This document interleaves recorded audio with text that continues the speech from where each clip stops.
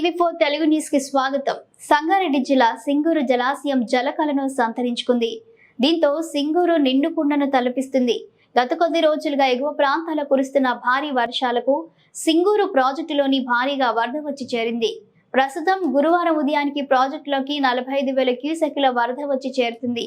29.91 టీఎంసీల సామర్థ్యం కలిగిన సింగూరు ప్రస్తుతం ప్రాజెక్టులో 27.810 టీఎంసీల నీటి మట్టం చేరుకుంది.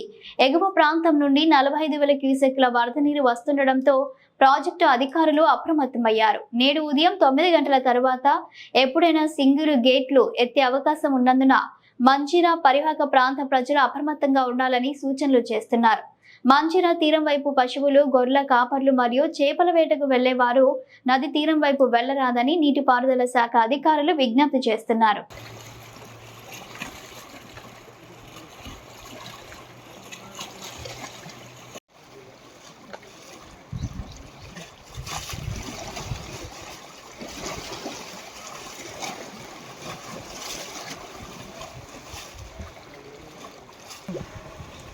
जरा फोटो दिवा ना दी दिवा